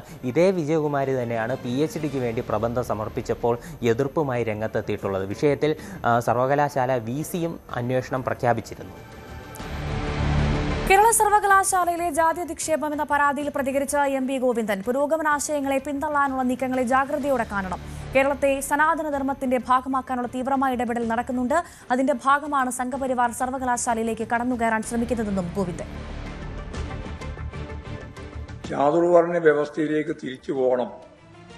ഇവിടെ ഒരു BJP നേതാവ് മിനിഞ്ഞാന്ന് പ്രസംഗിച്ചത് നമ്മുടെ അടിവേരുകൾ കണ്ടെത്താൻ ശ്രമം നടത്തണമെന്നാണ്. ഈ അടിവേര് അവർ പറഞ്ഞുകൊണ്ടിരിക്കുന്നത് സനാതന ധർമ്മത്തിൻ്റെയും അതുപോലെ തന്നെ വളരെ പ്രധാനപ്പെട്ട ഈ പാരമ്പര്യത്തിൻ്റെ വേരുകളെയാണ് അവർ പറഞ്ഞുകൊണ്ടിരിക്കുന്നത്. അവർ BJPക്കാർ പറഞ്ഞുകൊണ്ടിരിക്കുന്ന പാരമ്പര്യം എന്ന് പറയുന്നത് ഇതുപോലെ ആയിരുന്നു പണ്ടുകാലം മുതലേ എന്നുള്ള പ്രചരണമാണ്. മുഴുവൻ തെറ്റായ ചരിത്രവിരുദ്ധമായ ശാസ്ത്രവിരുദ്ധമായ സമീപനങ്ങളാണ് അവർ അവതരിപ്പിച്ചുകൊണ്ടിരിക്കുന്നത്. അപ്പോൾ അതിന് നല്ല വേരോട്ടം കിട്ടാനുള്ള ശ്രമം നടത്തുന്നതിൽ സംഘപരിവാർ വിഭാഗങ്ങൾ യൂണിവേഴ്സിറ്റി ഉൾപ്പെടെ ഉപയോഗപ്പെടുത്തിക്കൊണ്ടിരിക്കുന്നു എന്നുള്ളതിൻ്റെ ഒരു തെളിവാണ്. ജാതി വിവേചനം ഉൾപ്പെടെയുള്ള കാര്യങ്ങൾ നമ്മളിപ്പോഴും കേരളത്തിൽ കേട്ടുകൊണ്ടിരിക്കുന്നു. ഇതിനെതിരായി മനസാക്ഷിയുള്ള ജനാധിപത്യ വിശ്വാസികൾ മുഴുവൻ ശക്തിയായിട്ട് മുമ്പോട്ടേക്ക് വരണമെന്നാണ് എനിക്ക് അഭ്യർത്ഥിക്കാനുള്ളത്. രാജ്യത്തെ തെരുവ് നായ പ്രശ്നം രൂക്ഷമായ സാഹചര്യത്തിൽ സുപ്രീം കോടതി സുപ്രധാനമായ ഇടക്കാല ഉത്തരവ് പുറപ്പെടുവിച്ചു. ദേശീയപാതയടക്കമുള്ള റോഡുകളിൽ നിന്നും പൊതു ഇടങ്ങളിൽ നിന്നും തെരുവ് നായ്ക്കളെ നീക്കണമെന്നും ഇവയെ നിരീക്ഷിക്കുന്നതിനായി പെട്രോളിംഗ് സംഘത്തെ നിയോഗിക്കണമെന്നുമാണ് കോടതിയുടെ പ്രധാന നിർദ്ദേശം. 8 ആഴ്ചയ്ക്കുള്ളിൽ പുരോഗതി അറിയിക്കണമെന്നും കോടതി വ്യക്തമാക്കി. രാജ്യത്ത് തെരുവുനായ ആക്രമണങ്ങൾ ദിനംപ്രതി വർദ്ധിച്ചു വരുന്ന സാഹചര്യത്തിലാണ് സുപ്രീം കോടതിയുടെ നിർണായക ഉത്തരവ്. ജസ്റ്റിസ് വിക്രംനാഥ് അധ്യക്ഷനായ 3-അംഗ ബെഞ്ചാണ് ഉത്തരവിറക്കിയത്. ദേശീയപാതയടക്കം റോഡുകളിൽ നിന്നും പൊതുവിടങ്ങളിൽ നിന്നും കന്നുകാലികൾ, നായ്ക്കൾ എന്നിവയടക്കമുള്ള മൃഗങ്ങളെ സുരക്ഷിത കേന്ദ്രങ്ങളിലേക്ക് മാറ്റാൻ കോടതി നിർദ്ദേശം നൽകി. പിടികൂടുന്ന നായ്ക്കളുടെ വന്ധ്യംകരണത്തിന് ശേഷം പിടിച്ച അതേ സ്ഥലത്ത് തുറന്നുവിടരുതെന്നും കോടതി നിർദ്ദേശിച്ചു. നടപ്പിലാക്കിയ കാര്യങ്ങൾ ചീഫ് സെക്രട്ടറിമാർ സുപ്രീം കോടതിയെ അറിയിക്കണം. കന്നുകാലികൾ, നായ്ക്കൾ എന്നിവയടക്കമുള്ള മൃഗങ്ങളെ സുരക്ഷിത കേന്ദ്രങ്ങളിലേക്ക് മാറ്റാൻ സർക്കാരുകളും ദേശീയപാത അതോറിറ്റിയും നടപടി സ്വീകരിക്കണം. ഇതിനായി മൃഗങ്ങളെ കണ്ടെത്താൻ പട്രോളിംഗ് സംഘത്തെ നിയോഗിക്കണം. സർക്കാർ ഓഫീസുകൾ, സ്പോർട്സ് കോംപ്ലക്സുകൾ, ബസ് സ്റ്റാൻഡ്, റെയിൽവേ സ്റ്റേഷൻ ഉൾപ്പെടെയുള്ള പൊതുവിടങ്ങളിലെല്ലാം തെരുവ് നായ്ക്കളെ നീക്കാൻ സംസ്ഥാന സർക്കാരുകൾ നടപടി സ്വീകരിക്കണം. വിദ്യാഭ്യാസ സ്ഥാപനങ്ങളിലടക്കം നായ്ക്കൾ കയറാതിരിക്കാൻ നടപടിയുണ്ടാവണം. ഇക്കാര്യത്തിൽ ദിവസേനയുള്ള പരിശോധന വേണം. പിടികൂടുന്ന തെരുവ് നായ്ക്കളെ ഷെൽട്ടർ ഹോമുകളിലേക്ക് മാറ്റി വന്ധ്യംകരിക്കണം. ഇതിനായുള്ള നടപടികൾ കോർപ്പറേഷനുകൾ അടക്കമുള്ള തദ്ദേശ സ്ഥാപനങ്ങൾ സ്വീകരിക്കണമെന്നും കോടതി നിർദ്ദേശിച്ചു. ദേശീയപാതകളിൽ നിന്ന് മൃഗങ്ങളെ നീക്കം ചെയ്ത നടപടിയിൽ 8 ആഴ്ചയ്ക്കുള്ളിൽ പുരോഗതി അറിയിക്കാനും ചീഫ് സെക്രട്ടറിമാരോട് സുപ്രീം കോടതി ആവശ്യപ്പെട്ടു. News desk, news 18. പുരാവസ്തു തട്ടിപ്പു കേസ് പ്രതി മോൻസൺ മാവുങ്കലിന്റെ കൊച്ചി കലൂരിലെ വാടക വീട്ടിൽ മോഷണം. വീട്ടിൽ സൂക്ഷിച്ചിരുന്ന സാധനങ്ങൾ എടുക്കാൻ മോൻസന് കോടതി അനുമതി നൽകിയിരുന്നു. ഇതനുസരിച്ച് പരോളിലുള്ള പ്രതി വീട്ടിലെത്തിയപ്പോഴാണ് മോഷണ വിവരം അറിഞ്ഞത്. തുടർന്ന് പോലീസിൽ പരാതിപ്പെടുകയായിരുന്നു. കൊച്ചിയിലെ മോൻസന്റെ വീട് നിലവിൽ ക്രൈംബ്രാഞ്ചിന്റെ കസ്റ്റഡിയിലാണ്. മോൻസൺ മാവുങ്കൽ താമസിച്ചിരുന്ന കലൂരിലെ വീട്ടിൽ സൂക്ഷിച്ചിരുന്ന സാധനങ്ങൾ തിരികെ എടുക്കുന്നതിനു വേണ്ടി കോടതി അനുമതി നൽകിയിരുന്നു. ഇതിന്റെ അടിസ്ഥാനത്തിൽ ഒരു ദിവസത്തെ പരോള് ലഭിച്ച മോൻസൺ മാവുങ്കൽ ഈ വീട്ടിലെത്തിയപ്പോഴാണ് ഇവിടെ മോഷണം നടന്നതായി അറിഞ്ഞത്. വീടിന്റെ ഒരു സൈഡിലെ വാതിൽ പൊളിച്ചാണ് മോഷ്ടാക്കൾ അകത്തേക്ക് കടന്നത്. ഉടനെ തന്നെ സൌത്ത് പോലീസിന് വിവരം അറിയിക്കുകയും പോലീസ് ഇവിടെ എത്തി പരിശോധനയിൽ മോഷണം നടന്നു എന്ന് മനസ്സിലാക്കുകയും ചെയ്തു. ഈ വീട്ടിലെ തന്നെ CCTVകളെല്ലാം തകർത്ത നിലയിലുമാണ് കണ്ടെത്തിയിരിക്കുന്നത്. എന്തായാലും പോലീസ് പ്രതികൾക്കായുള്ള അന്വേഷണം ആരംഭിക്കുകയും ചെയ്തു. ക്രൈംബ്രാഞ്ചിന്റെ കസ്റ്റഡിയിലുള്ള വീട് ആണ് എന്നുള്ളതാണ് ഏറ്റവും പ്രധാനപ്പെട്ട കാര്യം. അവിടെയാണ് ഒരു മോഷണം നടന്നിരിക്കുന്നത്. ഇതിനു മുൻപും ഇവിടെ മോഷണം നടന്നിട്ടുണ്ട് എന്ന് പോലീസ് കണ്ടെത്തുകയും ചെയ്തിരുന്നു. എന്നാലും മോൻസൺ മാവുങ്കല് സൌത്ത് പോലീസിന് പരാതി നൽകിയിട്ടുണ്ട്. ഇതിന്റെ അടിസ്ഥാനത്തിൽ പോലീസ് പരിശോധന നടത്തുകയാണ്. 20 കോടിയുടെ വിലപിടിപ്പുള്ള വസ്തുക്കൾ നഷ്ടമായി എന്നാണ് മോൻസൺ മാവുങ്കലിന്റെ അഭിഭാഷകൻ വ്യക്തമാക്കിയത്. ഈ പുരാവസ്തുക്കൾ അദ്ദേഹത്തിന്റെ അവകാശപ്പെട്ട പുരാവസ്തുക്കൾ വിട്ടുകിട്ടിയിട്ടുണ്ടായിരുന്നു. അപ്പോൾ അത് കോടതിയിൽ നിന്ന് ഉത്തരവ് പ്രകാരം വിട്ടുകിട്ടിയിട്ടുള്ളതനുസരിച്ച് നമ്മൾ ഹൈക്കോടതിയുടെ ഉത്തരവ് പ്രകാരം മോൻസൺ മാവുങ്കലിൽ നിന്ന് വന്നത് തിട്ടപ്പെടുത്താൻ വേണ്ടി വന്നതാണ്. കാര്യം അവകാശവാദങ്ങൾ ഉള്ളതുകൊണ്ടാണ് നമ്മളത് തിട്ടപ്പെടുത്തണം. എന്തൊക്കെ ഇതിനു മുമ്പ് ക്രൈംബ്രാഞ്ചിന്റെ കസ്റ്റഡിയിൽ ഇരിക്കുന്ന സമയത്ത് പുരാവസ്തുക്കൾ നഷ്ടപ്പെട്ടിട്ടുണ്ടായിരുന്നു. അതിന് പോലീസ് കേസ് രജിസ്റ്റർ ചെയ്തിട്ടുണ്ടെന്നാണ് പറയുന്നത്. പക്ഷേ ക്രൈം നമ്പർ എത്രയാണെന്നുള്ളത് കഴിഞ്ഞ ദിവസം ഹൈക്കോടതിയിൽ ചോദിച്ചപ്പോൾ ഹാജരാക്കിയിട്ടില്ല. അപ്പോൾ അതിനുശേഷം നമ്മൾ വീണ്ടും ഈ വീട്ടിൽ കയറി ഈ സാധനം എടുത്തുകൊണ്ട് പോകുന്നതിന് ഉത്തരവുള്ളത് അദ്ദേഹം ബോധ്യപ്പെട്ട് തിട്ടപ്പെടുത്തിയതിന് ശേഷം മാത്രമല്ല നമുക്ക് എടുക്കാൻ സാധിക്കുകയുള്ളൂ. അത് എടുക്കുന്നതിന് വേണ്ടിയാണ് ഇന്ന് വന്നത്. ഇന്ന് വന്നപ്പോഴാണ് അറിയുന്നത് അപ്പുറത്ത് വാതിൽ പൊളിച്ച് അകത്ത് കയറിയിരിക്കുകയാണ്. ഒരാൾക്ക് കയറാൻ പറ്റത്തക്ക രീതിയിൽ അത് ആ സൈഡിലാണ്, അവിടെ കാണിച്ചു തരാം. വാതിൽ ആ സൈഡിലാണ്. രണ്ടാം തവണയാണ് മോൻസൺ മാവുങ്കലിന്റെ കലൂരിലുള്ള ഈ വീട്ടിൽ മോഷണം നടന്നിരിക്കുന്നതെന്നാണ് വ്യക്തമാകുന്നത്. എന്തുകൊണ്ടാണ് ഇത്രയും വിലപിടിപ്പുള്ള സാധനങ്ങൾ ഈ വീട്ടിൽ അടച്ചിട്ടിരിക്കുന്ന വീട്ടിൽ ഇപ്പോഴും തുടരുന്നത് എന്നതിൽ വ്യക്തത കൈവന്നിട്ടില്ല. എന്തായാലും പോലീസ് ആ രീതിയിലുള്ള അന്വേഷണമൊക്കെ ഊർജിതമായിരിക്കുകയാണ്. വീട്ടുടമസ്ഥൻ ഈ വീട് തിരികെ കിട്ടണമെന്ന് ആവശ്യപ്പെട്ടതിനെ തുടർന്ന് ഈ വീട്ടുടമസ്ഥന് ഈ വീട്ടിൽ പ്രവേശിക്കാനുള്ള അനുമതിയൊക്കെ കോടതി അന്ന് നൽകുകയും ചെയ്തിരുന്നു. എന്തായാലും ഇനി ആരാണ് ഈ വീട്ടിൽ ഇത്രയും വിലപിടിപ്പുള്ള സാധനങ്ങൾ മോഷ്ടിച്ചത് എന്നാണ് പോലീസ് കണ്ടെത്തിക്കൊണ്ടിരിക്കുന്നത്.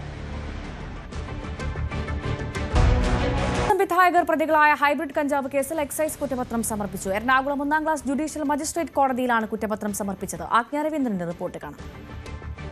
യുവസംവിധായക പ്രതികളായ ഹൈബ്രിഡ് കഞ്ചാവ് കേസിൽ കുറ്റപത്രം സമർപ്പിച്ചിരിക്കുകയാണ് എക്സൈസ്. എറണാകുളം 1-ാം ക്ലാസ് ജുഡീഷ്യൽ മജിസ്ട്രേറ്റ് കോടതിയിലാണ് excise assistant commissioner Muhammad Haris കുറ്റപത്രം സമർപ്പിച്ചിരിക്കുന്നത്. സംവിധായകരായ ഖാലിദ് റഹ്മാൻ, അഷ്റഫ് ഹംസ, അതുപോലെ സമീർ താഹിർ, അതുപോലെ ഇവരുടെ സുഹൃത്തായിട്ടുള്ള ഷാരിഖ് മുഹമ്മദ് തുടങ്ങിയ ആളുകളെ 4 പേരെ പ്രതികളാക്കിയാണ് കുറ്റപത്രം സമർപ്പിച്ചിരിക്കുന്നത്. അതേസമയം ഇടനിലക്കാരനായിട്ടുള്ള കോഴിക്കോട് സ്വദേശി നവീനെ കണ്ടെത്താനായിട്ടില്ല, അല്ലെങ്കിൽ നവീന്റെ പങ്ക് ഈ വിഷയത്തിൽ എങ്ങനെയാണ് എന്നുള്ള കാര്യത്തിൽ തെളിവ് ലഭിച്ചിട്ടില്ല എന്നും കുറ്റപത്രത്തിൽ എക്സൈസ് സൂചിപ്പിച്ചിട്ടുണ്ട്. ഈ കഴിഞ്ഞ ഏപ്രിൽ 24-നാണ് സമീർ താഹിർ വാടകയ്ക്കെടുത്തിരുന്ന കൊച്ചിയിലെ ഫ്ളാറ്റിൽ നിന്നും സംവിധായകർ കഞ്ചാവ് ഉപയോഗിക്കുന്ന സാഹചര്യത്തിൽ എക്സൈസ് പരിശോധന നടത്തുകയും കഞ്ചാവ് കണ്ടെത്തുകയും ചെയ്തിരുന്നത്.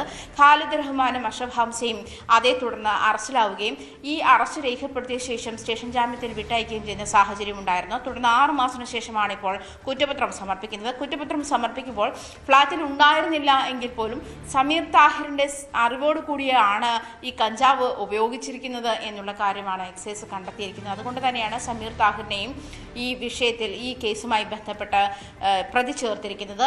അതായത് ഛായാഗ്രാഹകൻ സമീർ താഹിർ വാടകയ്ക്ക് കഴിഞ്ഞ 7 വർഷമായി താമസിക്കുന്ന ഫ്ളാറ്റിലാണ് ഈ സംവിധായകർ കഞ്ചാവ് ഉപയോഗിച്ചു സിനിമാ ചർച്ചകളുമായി ബന്ധപ്പെട്ടുള്ള കൂടിച്ചേരലിൽ കഞ്ചാവ് ഉപയോഗിച്ചു എന്ന് കണ്ടെത്തിയിരിക്കുന്നത്.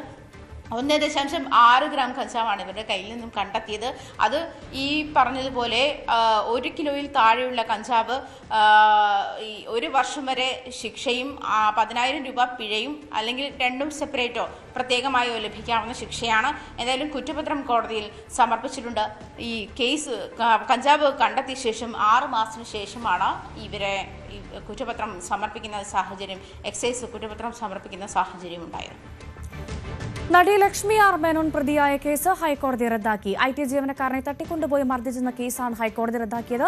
ലക്ഷ്മി ആർ മേനോനെതിരെ പരാതിയില്ലെന്ന് യുവാവ് ഹൈക്കോടതി അറിയിച്ചു. കൊച്ചിയിലെ ഒരു IT സ്ഥാപനത്തിൽ ജോലി ചെയ്യുന്ന ജീവനക്കാരനെ തട്ടിക്കൊണ്ടുപോയി മർദ്ദിച്ചു എന്നായിരുന്നു കേസ്. IT ജീവനക്കാരനെ തട്ടിക്കൊണ്ടുപോയി മർദ്ദിച്ചെന്ന കേസിൽ ലക്ഷ്മി മേനോനെതിരെ രജിസ്റ്റർ ചെയ്ത കേസ് ഹൈക്കോടതി റദ്ദാക്കിയിരിക്കുകയാണ്. IT ജീവനക്കാരൻ നടിക്കെതിരെ പരാതിയില്ല എന്ന് കോടതി അറിയിച്ച ശേഷമാണ് ഈ നടപടിക്രമങ്ങൾ ഉണ്ടായത്. ഈ ബാറിൽ വെച്ച് 2 സംഘങ്ങളും തമ്മിലുണ്ടായ തർക്കമാണ് റോഡിലേക്ക് നീളുകയും പിന്നീട് നോർത്ത് പാലത്തിൽ വെച്ച് IT ജീവനക്കാരൻ്റെ കാർ തടഞ്ഞ് അയാളെ കാറിൽ നിന്നും വലിച്ചിഴച്ച് അവരുടെ കാറിൽ കയറ്റിക്കൊണ്ടുപോയി പിന്നെ മറ്റൊരിടത്ത് ഇറക്കി വിട്ടു എന്നുള്ളതാണ് ലക്ഷ്മി മേനോനെതിരെയുള്ള പരാതി. ആ സമയത്ത് ലക്ഷ്മി മേനോനും സംഘവും മർദ്ദിച്ചിരുന്നു. ഇതുമായി ബന്ധപ്പെട്ട മിഥുൻ, അനീഷ്, സോന എന്നിവർ ലക്ഷ്മി മേനോനൊപ്പം ഉണ്ടായിരുന്ന സുഹൃത്തുക്കളെ പോലീസ് അറസ്റ്റ് ചെയ്തിരുന്നു. ആ സമയത്ത് ലക്ഷ്മി മേനോൻ ഒളിവിലായിരുന്നു എന്നുള്ള കാര്യവും പോലീസ് വ്യക്തമാക്കിയിരുന്നു. ലക്ഷ്മി മേനോന് വേണ്ടിയുള്ള തിരയലൊക്കെ പോലീസ് സമയത്ത് ആരംഭിച്ചിരുന്നതുമാണ്. പക്ഷേ ലക്ഷ്മി മേനോൻ തനിക്കെതിരെ ഈ IT ജീവനക്കാരൻ തനിക്കെതിരെ ലൈംഗിക അധിക്ഷേപം നടത്തുകയും തന്നെ ലൈംഗികമായി അധിക്ഷേപിക്കുകയും അത്തരത്തിലുള്ള ലൈംഗികമായ നീക്കങ്ങളൊക്കെ അദ്ദേഹത്തിന്റെ ഭാഗത്തുനിന്നും ബാറിൽ വെച്ച് ഉണ്ടായതിനെ തുടർന്നാണ് ഇത്തരത്തിലൊരു വലിയ തർക്കത്തിലേക്ക് പോയത് എന്നുള്ളതാണ് ലക്ഷ്മി മേനോൻ വ്യക്തമാക്കിയിരുന്നത്. അതായത് പരാതിക്ക് കാരണമായിട്ടുള്ള മർദ്ദനം തങ്ങളുടെ ഭാഗത്തുനിന്നല്ല ആദ്യം ഉണ്ടായത്, പ്രശ്നമുണ്ടാക്കിയത് IT ജീവനക്കാരനും സുഹൃത്തുക്കളുമാണ് എന്നുള്ള പരാതിയായിരുന്നു ലക്ഷ്മി മേനോന്റെ ഭാഗത്തും ഉണ്ടായത്. ഇതുമായി ബന്ധപ്പെട്ടൊപ്പം ഉണ്ടായ സോന എന്ന് പറയുന്ന സ്ത്രീയുടെ പരാതിയിലും മറ്റൊരു കേസും രജിസ്റ്റർ ചെയ്തു. എന്നാൽ ഇപ്പോൾ സംഗതിയൊക്കെ മാറി മറിഞ്ഞിരിക്കുകയാണ്. ഹൂ കേഴ്സ് എന്ന് ചോദിക്കുകയാണ് ഇടതുമുന്നണി എന്ന് തോന്നിപ്പോകും. എന്നാലും രാഹുലിന് ശിവൻകുട്ടിയുടെ സ്വാഗതം.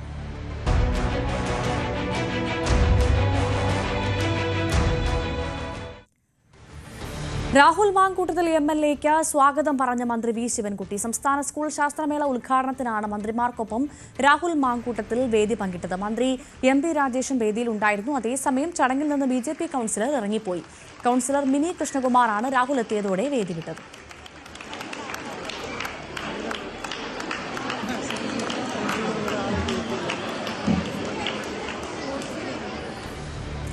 കളമൊരുങ്ങി തദ്ദേശ പോരിന്.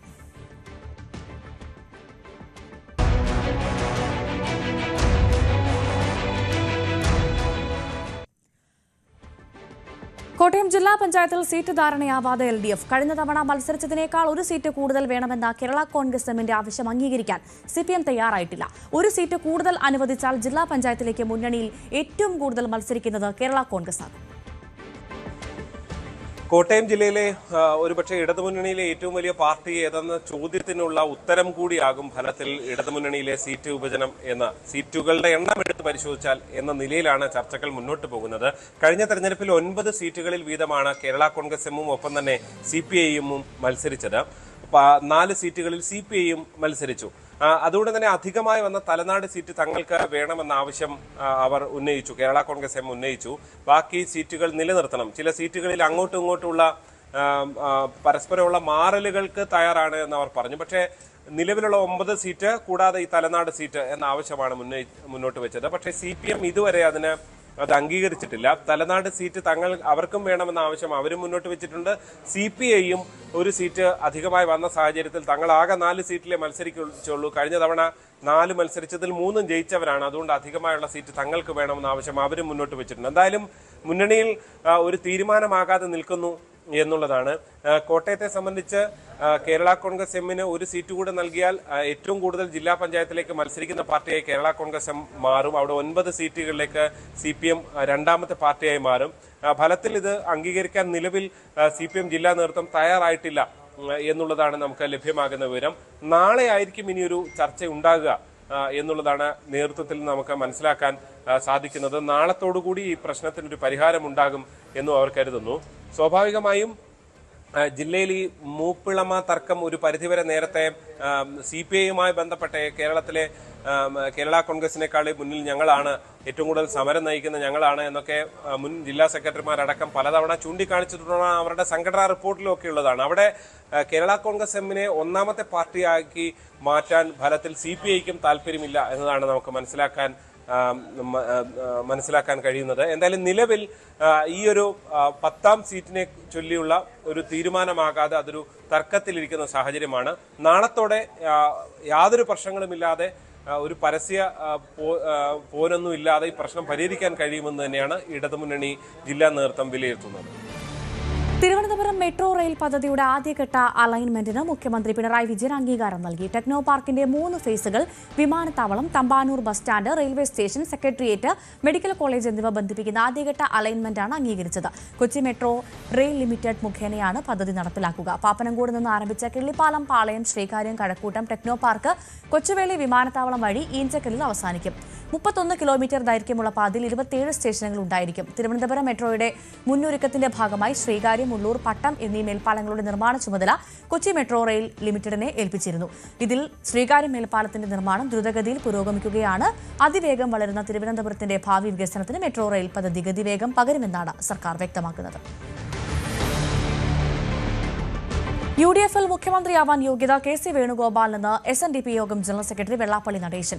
ഏറെക്കാലമായി വേണുഗോപാലിനോട് എതിർപ്പ് പ്രകടിപ്പിച്ചിരുന്ന വെള്ളാപ്പള്ളിയിൽ നിന്നാണ് മറിച്ചുള്ള വാക്കുകൾ. അനുയായികൾ ഉള്ളത് വേണുഗോപാലിനൊപ്പമാണ്. ഒരു മലയാളി കോൺഗ്രസിന്റെ 2ാമത്തെ ആളായി വളർന്നതിൽ സന്തോഷം. തർക്കമുണ്ടെങ്കിലും വേണുഗോപാലിന്റെ കഴിവിനെ അഭിനന്ദിക്കാതെ വയ്യെന്നും വെള്ളാപ്പള്ളി.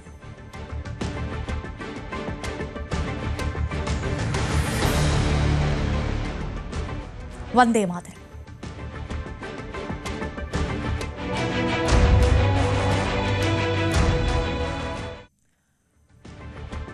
വന്ദേമാതരത്തിന്റെ 150ാം വാർഷികം വിപുലമായി ആഘോഷിച്ച രാജ്യം. 1 വർഷം നീണ്ടു നിൽക്കുന്ന ആഘോഷ പരിപാടികൾ പ്രധാനമന്ത്രി നരേന്ദ്രമോദി ഉദ്ഘാടനം ചെയ്തു. ഇതിന്റെ ഭാഗമായി നാണയവും സ്റ്റാമ്പും പുറത്തിറക്കി. രാവിലെ 9:50 ഡൽഹിയിലെ ഇന്ദിരാഗാന്ധി ഇൻഡോർ സ്റ്റേഡിയത്തിൽ രാജ്യവ്യാപകമായ ഗാനാലാപനത്തിന് പ്രധാനമന്ത്രി നേതൃത്വം നൽകി. രാഷ്ട്രനിർമ്മാണത്തിൽ വന്ദേമാതരത്തിന്റെ ചൈതന്യം ഉൾക്കൊള്ളേണ്ടതിന്റെ പ്രാധാന്യത്തെക്കുറിച്ചും പ്രധാനമന്ത്രി വ്യക്തമാക്കി.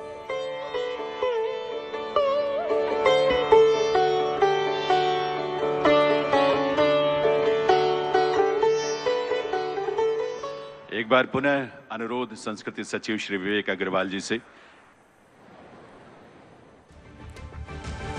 അഭിലാഷ് രാധാകൃഷ്ണന്റെ റിപ്പോർട്ടിലേക്ക്. മറ്റു വാർത്ത നോക്കാം. ദേശീയ സുരക്ഷാ ആണവ പരീക്ഷണ വിഷയങ്ങളിൽ ഇന്ത്യയെ സമ്മർദ്ദത്തിലാക്കാൻ മറ്റൊരു രാജ്യത്തിനും കഴിയില്ലെന്ന് പ്രതിരോധ മന്ത്രി രാജ്നാഥ് സിംഗ്. ഇന്ത്യ ഉദ്ദേശ ലക്ഷ്യങ്ങൾ പൂർത്തീകരിച്ച ശേഷമാണ് ഓപ്പറേഷൻ സിന്ദൂർ അവസാനിപ്പിച്ചതെന്നും രാജ്നാഥ് സിംഗ് പറഞ്ഞു. News 18 network group editor in ചീഫും മാനേജിംഗ് ഡയറക്ടറുമായ രാഹുൽ ജോഷിയുമായുള്ള അഭിമുഖത്തിലായിരുന്നു രാജ്നാഥ് സിംഗിന്റെ പ്രതികരണം. ഇന്ത്യയുടെ ദേശീയ താൽപര്യത്തെ മുൻനിർത്തിയുള്ള എല്ലാം തീരുമാനിക്കുന്നത് ഇന്ത്യ മാത്രമാണ്. അതിൽ മൂന്നാമതൊരു രാജ്യത്തിനും യാതൊരു സ്വാധീനവും പങ്കുമില്ലെന്ന് അർത്ഥശങ്കയ്ക്ക് ഇടയില്ലാത്ത വിധം പറഞ്ഞുവെക്കുകയായിരുന്നു കേന്ദ്ര പ്രതിരോധ മന്ത്രി രാജ്നാഥ് സിംഗിന്റെ വാക്കുകൾ. ഓപ്പറേഷൻ സിന്ദൂർ അവസാനിപ്പിക്കാൻ മറ്റൊരു രാജ്യവും ഇടപെട്ടിട്ടില്ല. ഉദ്ദേശ ലക്ഷ്യങ്ങൾ പൂർത്തീകരിച്ചപ്പോൾ ഇന്ത്യ തന്നെയാണ് സൈനിക നടപടി അവസാനിപ്പിച്ചത്. पूरी तरह से स्पष्ट कर देना चाहता हूं कि बराबर पाकिस्तान के डीएमओ की तरफ से टेलीफोन आ रहे थे. उनके टेलीफोन आने के बाद तब ये हुआ. माने हम लोग युद्ध पिपासु नहीं हैं. कुछ लोग ऐसे होते हैं जो बराबर चाहते हैं कि युद्ध हो, कन्फ्रंटेशन हो. भारत ऐसा नहीं चाहता है कभी. यदि बार बार उनकी तरफ से आग्रह हो रहा है कि नहीं अब इसे स्थगित किया जाना चाहिए, बंद किया जाना चाहिए, तो उसके बाद जाकर ये तय किया कि हमको जो करना था वो हमने कर लिया। अब उसके बाद इस युद्ध को आगे बढ़ाने का कोई औचित्य अब नहीं है। आवश्यकता पड़ेगी फिर करेंगे। അമേരിക്കയോ പാകിസ്ഥാനോ എന്തു ചെയ്യുന്നു എന്നതിന്റെ അടിസ്ഥാനത്തിലല്ല ഇന്ത്യയുടെ തീരുമാനങ്ങൾ. നമുക്ക് ചെയ്യേണ്ടത് നമുക്ക് ശരിയെന്ന് തോന്നുന്ന സമയത്ത് ചെയ്യും. അമേരിക്കയും പാകിസ്ഥാനും ആണവ പരീക്ഷണ സാധ്യതകളെക്കുറിച്ച് നടത്തിയ ചർച്ചയെക്കുറിച്ചുള്ള ചോദ്യത്തോടായിരുന്നു ഈ പ്രതികരണം. ബീഹാറിൽ 160 സീറ്റുമായി NDA അധികാരത്തിൽ വരുമെന്ന ആത്മവിശ്വാസവും അദ്ദേഹം പങ്കുവച്ചു. वैसे हम लोगों की जो सार्वजनिक सभाएं हो रही हैं उसमें जो पब्लिक का रिस्पांस जिस प्रकार से प्राप्त हो रहा है उसे देखते हुए मेरा स्पष्ट मत है कि सरकार तो बनेगी, लेकिन 2/3 की मेजॉरिटी भी NDA को हासिल हो सकती है। 160 से ज्यादा सीट 160 से ज्यादा सीटें। തീവ്ര വോട്ടർ പട്ടിക പരിഷ്കരണത്തിൽ കോൺഗ്രസ് ഉന്നയിക്കുന്ന ആരോപണങ്ങൾ പൂർണ്ണമായും രാജ്നാഥ് തള്ളി. രാഹുൽ ഗാന്ധി ഫയൽസ് പുറത്തുവിട്ട് വലിയ ആരോപണങ്ങൾ ഉന്നയിക്കുന്നു. പക്ഷേ ഇതുവരെ അവർക്ക് ഒരു ഉദാഹരണം പോലും തെളിയിക്കാനായിട്ടില്ല. ഹൈഡ്രജൻ ബോംബ് പൊട്ടിക്കുമെന്നാണ് പറയുന്നത്. പക്ഷേ ഒരു പടക്കം പൊട്ടിക്കാൻ പോലും അവർക്കായിട്ടില്ലെന്നും രാജ്നാഥ് പരിഹസിച്ചു. इनका नाम मतदाता के रूप में रजिस्टर होना चाहिए था, नहीं हुआ।